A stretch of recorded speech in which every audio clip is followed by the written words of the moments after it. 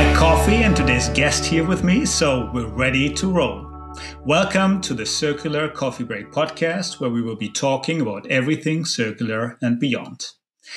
Now, as always, we're really eager to get your feedback, your ideas, your thoughts about the podcast. And it's actually what helps us determine the guests, the topics that we cover. So keep the feedback, keep your input coming. You can either leave a comment on our webpage, circularcoffeebreak.com, or you can drop us a note at circularcoffeebreak@gmail.com. Always eager to hear your thoughts and ideas. So looking forward to hear from all of you. Now, grab your coffee or tea if you prefer that, get comfortable, and let's start the conversation. Today, we actually have a very special episode as we will be talking about the CIRPASS project. The CIRPASS project is an EU-funded initiative that aims to prepare the ground for the gradual deployment of the digital product passports, or DPPs. The project focuses on developing a roadmap for prototypes in 3 value chains: electronics, batteries, and textiles. And by the way, CIRPASS stands for Collaborative Initiative for a Standards-Based Digital Product Passport for Stakeholder-Specific Sharing of Product Data for a Single Economy. And try to say that without grasping for air in the middle of it.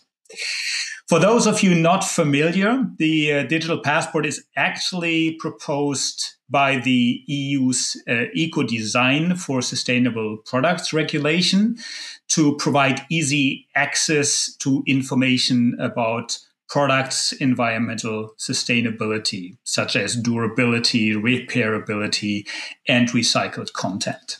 The Eco-Design Directive, published on March the 30th, 2022, actually aims to improve the circularity, energy performance, and other environmental sustainability aspects of products in the EU. Now, our guests today have been part of the CIRPASS project, and I'm really looking forward to talk with them about the learnings and insights they have developed. So, my guests today, first, Francesca Poggiali. She's the Chief Public Policy Officer at GS1, a leading global organization dedicated to the design and implementation of global standards and solutions to improve the efficiency and visibility of supply and demand chains globally. Before joining GS1, Francesca worked as Corporate Social Responsibility and Communications Officer at Ferrero and as EU Public Affairs Senior Manager at Cosmetics Europe. She started her career as a legal officer with the European Commission, followed by a role as European Affairs Attaché at the Italian Ministry for Economic Development. In the context of the CIRPASS project, she looked specifically at identification schemes, which are crucial for the deployment of DPPs. Then I also have here with me Vincenzo Renda. He is the Director for Single Market and Digital Competitiveness at DigitalEurope. DigitalEurope is a leading trade association representing digitally transforming industries in Europe. And before joining DigitalEurope, Vincenzo worked at CICIMO or CICIMO, the European Association of the Machine Tool Industries and Related Manufacturing Technologies, the World Employment Confederation Europe, the European Small Business Alliance, and the EU operational program Alpine Space. In the context of the CIRPASS project, Vincenzo looked specifically at the mapping of legal and voluntary requirements and the screening of emerging DPP-related pilots. Welcome to the show, Francesca and Vincenzo. Francesca, to get us started, could you maybe give us a brief introduction to the CIRPASS project and the broader idea of digital product passports? Sure. Thank you so much for the invitation at first, and thanks for having me and GS1. So we've been a proud member of CIRPASS, And I think CIRPASS has had the honor and the responsibility to be the first public funded consortium to deliver roadmaps for the digital product passport. So we've been working under an incredible energized environment and under the feeling that we are the first ones, which is a very unique status of mind. One of the biggest challenges that we've been able to overcome over the months, and we overcome it as a group, it has been to design identification schemes, data architecture, but also user stories, while the eco-design for sustainable product regulation was not yet finally approved. So it's like, a little bit like when you build your house, but the building blocks at the same time are still changing, or they may change. And so you work in such an unprecedented and a very special situation. But we've been able as a group to transform this into an opportunity, frankly. So we've been seeing the energy going from already a very high level at the beginning and keep on growing, because we felt that us as a team, we had to find a way to overcome those challenges. So at the very end, the whole process of the DPP and on the digital product passport, so I will very often use this acronym DPP to mean the digital product passport. Well, it's a regulatory driven process. And what was happening in CIRPASS is exactly what was happening on the market, basically. So you need to understand the policy context, you need to respect the regulations, but at the same time, you need to include business positive attitude to add like that magic touch, I would say, that is needed, and to go over the regulatory and include some voluntary requirements and the business magic touch. So the idea of developing DPPs was not new to industry, I want to underline this, and was definitely not new to GS1. GS1 provides global open standards for products identification and machines identification and locations and entities and economic operators identification since more than 50 years now. So what is new with the DPP, and I think it's very important to underline this, is that now we're speaking about a mandatory data structure that is regulatory driven, and it is also meant to deploy circularity. So the DPP represents the convergence for me of digitalization, circularity, and data. Like, in the astronomy, I like astronomy a lot. And it's like when you have those three magic stars of the belt of Orion. Well, those three stars are known like the three kings or the three sisters. And these are Al-Nitak, Al-Nilam, and Mintaka. So those three stars, which are digitalization, circularity, and data, they met and they delivered the digital product passport. That's the way I see it. Perfect. Thanks a lot, Francesca.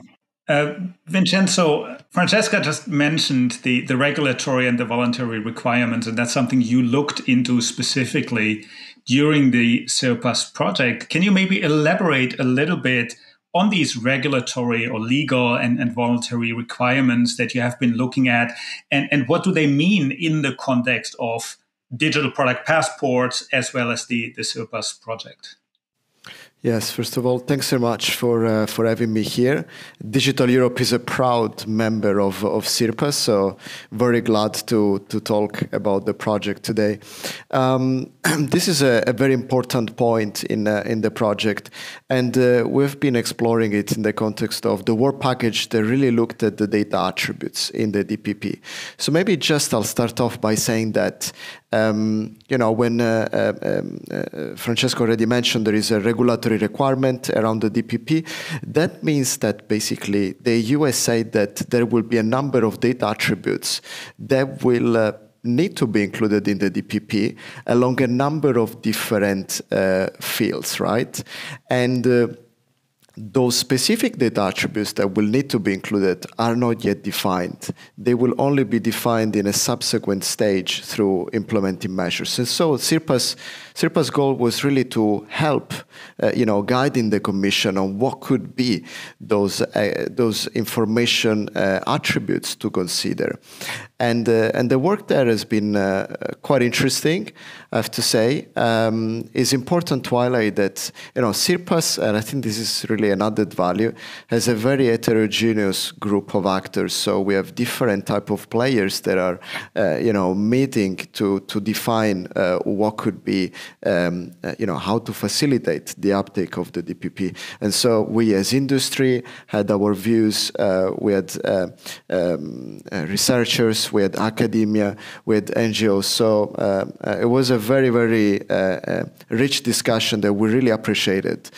And, when it comes to this legal and voluntary requirements, CIRPASS came up essentially with, a breakdown, in a number of surveys, all the results, and the project came up with 3 broad fields. One is so-called key data, let's say. This is data that is basically pretty relevant when it comes to the ESPR goals, right? So to really accelerate eco-design and broadly circular economy. And it's the type of data that is highly relevant for the purposes of meeting those regulatory requirements. There was another suggestion to explore conditional key data, let's put it like that, as the project has defined. And this is to say this is data which is potentially very important, but may also entail a high data generation effort. Because it's also important to consider on this point that the DPP will also mean setting up an entire IT architecture, including for companies that may not have it today. And so it may entail, some cost elements, and maybe we can also discuss about those afterwards. And then a third, field was all about data which is, let's say, of low relevance, either because of, let's say, falling out of the scope of the eco-design domain, or because probably may lead to little added value as opposed to the potentially high generation cost to obtain it. And so it was quite interesting approach that the project took. When it comes to high relevance, things like product identification, right? That could be one of the type of information that could be incorporated in DPP. And then there were a number of other data attributes that were explored as part of the key conditional data. What I would say here is that, as Digital Europe, we really see important to make sure that, all those data attributes are, first of all, quite clear when it comes to what is in scope.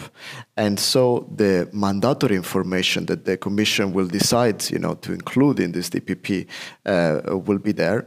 But it's also realistic. Right, because of what I've just mentioned, it will all be about also setting, the cost of investment in tracking new data points. But at the same time, the system of the DPP should be designed in a way that actors could include voluntary data that maybe is outside the ESPR spectrum here, but maybe they think is still important, right? And so being able to generate and include also the data in addition to what is in scope of the ESPR, I think that's absolutely important. We don't want to be in a scenario where companies will have to end up with 2 different, QR codes in their product just because one is only what is mandated in the ESPR and no more, and then the other is for what a company could consider, potentially relevant, but they cannot include it in the DPP QR code because, well, that is not possible. So this element of mandatory with voluntary data on top, that's, I think, absolutely important. And as I said, the project went as far as suggesting specific data attributes that later on the implementing measures could consider. Very interesting, Vincenzo, and I really like the very practical approach, considering what does it mean for companies to actually implement the requirements when it comes to data points, because it's always easy to demand data to be generated and to be documented, but it's a whole different matter to collect the data, find the data, and make sure you have the data correct and right at any given point in time. Now, in that context, you also looked at emerging DPP-related pilots. Could you share some of the findings from those pilots? Are there already many pilots ongoing, and what are the results? Also, you mentioned the cost element of that, which is naturally very important to consider. What do you see in these pilots? How are companies, how are different stakeholders in the implementation approaching the DPP or the Digital Product Passport related implementation work? Yeah, thanks very much. I think that's a very interesting point, and from the side of industry, what we've seen is a number of initiatives that companies have been exploring, within our membership, and now we have the DPP that is a regulatory requirement. So how those pilots that are, by industry, sort of liaising with and dovetailing with the ESPR requirements. That's a very, very important question. I would say in CIRPASS there were three main areas that we looked at in terms of pilots: textile, batteries, and electronics. And I think, if I can summarize really the discussions we've had there, it's critical to really start slow. What I mean to say is on a phased approach, and then gradually see, how we can expand the DPP. And so, in my view, starting small to then expand means also being able to see what's already going on in industry, or also by other types of platforms, and then being able to see how can the Commission help expanding those pilots. It was very interesting. We had this idea of collecting various pilots all over Europe and I think beyond, and really the number of initiatives that we have obtained was absolutely interesting. Now, there's a moment where all these prototypes and pilots, they will need to be at some point entering the market. And so that is the moment where I think it's very important to see what becomes feasible for circular economy. And I think, we can discuss all the benefits of the DPP because there are a lot, and what maybe is not necessarily implementable right now because of, the need also to build up expertise. In particular, I go back to the SMEs, right? So this is a supply chain effort, that of the DPP. It's not just the manufacture of the finished product. The data would entail, tracking down all the various components and subcomponents. So I did find that point very, very important, and I think it also merged with different timelines that the three pilots looked at when it comes to a possible implementation of the DPP. But I think the general consensus was, we don't want to just start and then do, from 0 to 100 at the beginning, because then there may be setbacks along the way. So it's important to get it right, because then we want to bring all the various sectors, including the SMEs, on the journey along the way.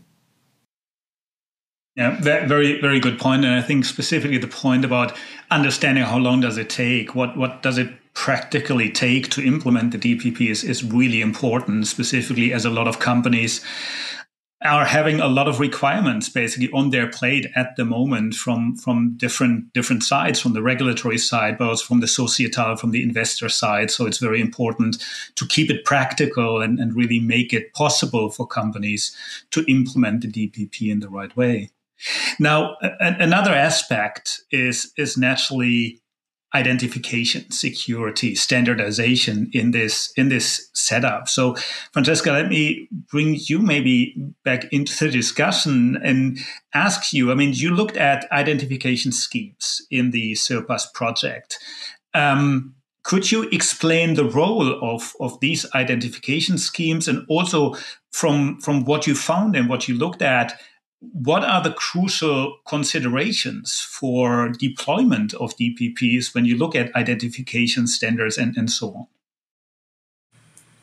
Thank you for the question, and thanks, Vincenzo, also for mentioning product identification. So I'm trying to find a way to really say it in few words, because of course the technicalities behind product identifications are high.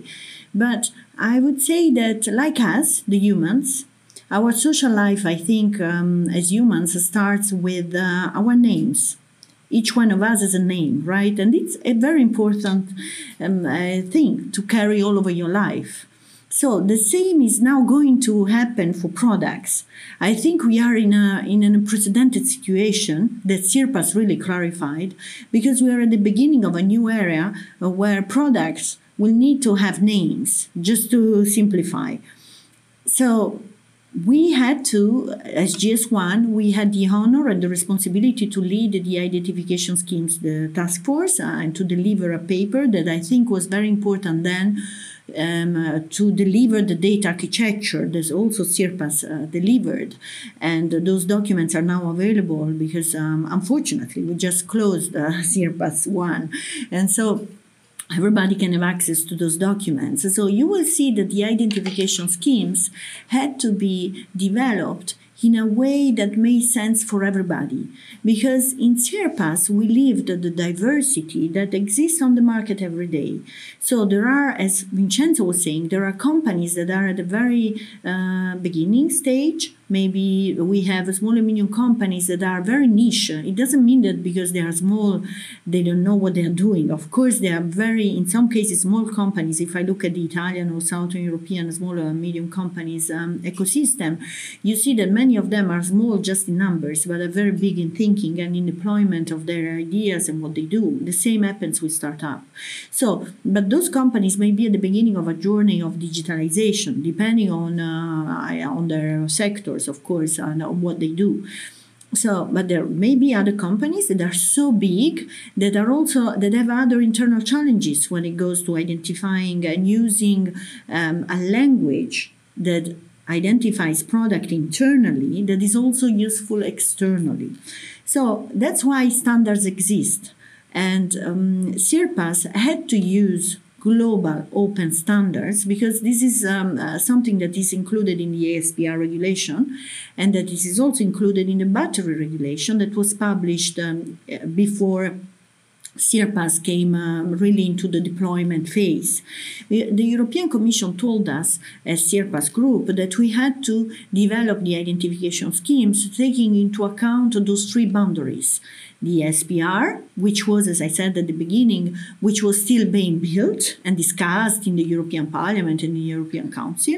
Then the Sustainable Battery Regulation, which was published in July 2023, but which had a very long legislative iter, and which was also, the first sector to be including DPP as a mandatory requirement. And then also the Senelec standardization mandate that the Commission provided to them, to Senelec. So these were our three red lines, and inside those three red lines, we had to develop those identification schemes in a way that should reflect what is already happening on the market, but also with a future vision of what technology can bring in the next future. And again, this was kind of a challenge, but it was also kind of, as a group, it pushed us to be also future-proof and oriented to the latest technologies, and have great debates on what is a dream and what is already possible and what can be in between, developed by legislation.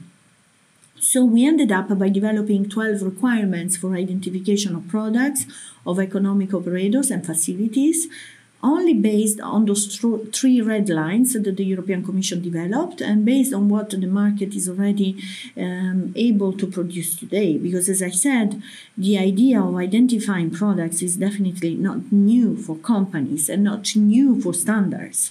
So, but we have to match it with the regulatory demand, which was at the same time being developed. And so we ended up with 12 requirements. And today, unfortunately, there is not enough time. And the document, as I said, is now available. But I would like to focus a little bit on the first two of those two requirements. The first one is uniqueness. and the second one is interoperability. So what does it mean to have unique product identification? Well, in business terms, means something. But when you have a regulation already defining what the DPP should do, you need to take into account the regulation as well. And the regulation, the Commission confirmed the interpretation, is about having global uniqueness of product identification cross-sectorially. So the DPP needs to be the same independently of the product categories. Plus, there will be new data requirements that Vincenzo was already explaining. And this is about the future challenges. But there is a part of the DPP, of the Digital Product Passport, which needs to be the same cross-sectorially. And it needs to be unique. So it means that, like us, the humans, if you go to an airport, the passport that you are showing in no way can overlap with another passport. You are maybe a citizen of one European Union country, and maybe you are another citizen of a non-European Union countries, and those numbers will never coincide. And this is part of the agreements that have been taken in order to rely on uniqueness. Otherwise, any number could be accepted, but then how do you reconcile the number and the products that consumers have effectively in their hands? Because the DPP has also a B2C dimension. It's a very strong one.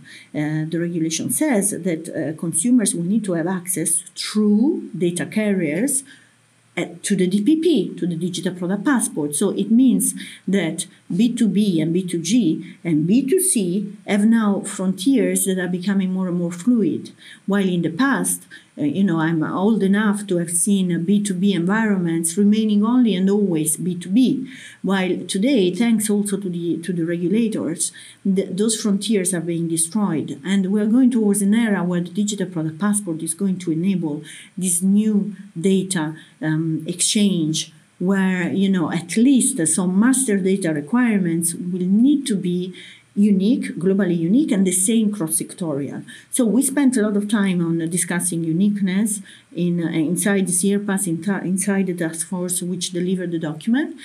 And then the second topic that I wanted to touch upon is interoperability. So the data that will be available under the DPP will need to be interoperable. But interoperability means a lot. There are different kinds of interoperabilities. There is the semantic interoperability, there is the IT interoperability definition, etc. So we went through the different definitions of interoperability, which was an incredibly useful exercise. And then we realized that sometimes we all give for granted that interoperability is there. And then when you look really and who sits on interoperability, you see that regulators have a very important voice. And in this case, in the DPP, they were really playing their role. They put it down in writing, in legislation, that interoperability is a must. Because they're also building their own registry as regulators. And if you don't allow interoperability, including on identification, you can't have a system where a registry where you can reconcile the data. So interoperability is a must, but how do you make it happen in real life on the market? Each industry could say, hey, I'm going to develop my digital product passport, I will be compliant with legislation, but I don't care, frankly, what the others are doing. I'm in the textile sector, why should I care about being interoperable with the ICT sector or other sectors that are going to be deployed for DPP? Well, actually, thanks to CIRPASS and thanks to our wonderful leader and coordinator, CEA, we had the opportunity to really discuss about how important it is that everybody has an interoperability mindset. And for us, we are a standardization body, and interoperability is really a principle that we apply in everything that we do. Because you can't develop a standard if you don't understand the other standards, if you don't understand what business does on the market. So you need to be, of course, by nature, interoperable, and interoperability is one of the GS1 architectural principles.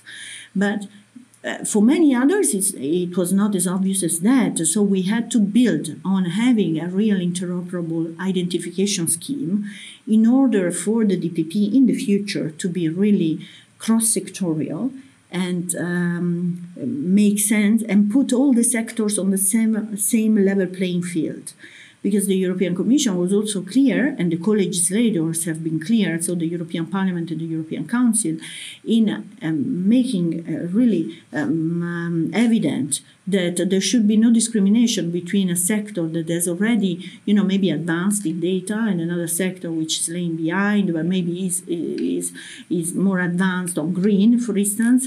Well, they made it very clear that the DPP is not going to be an instrument to discriminate a sector or to, and that's why the identification schemes has also to reflect this. And interoperability has been our polar star. So we're looking forward to see how this will be, of course, deployed on the market.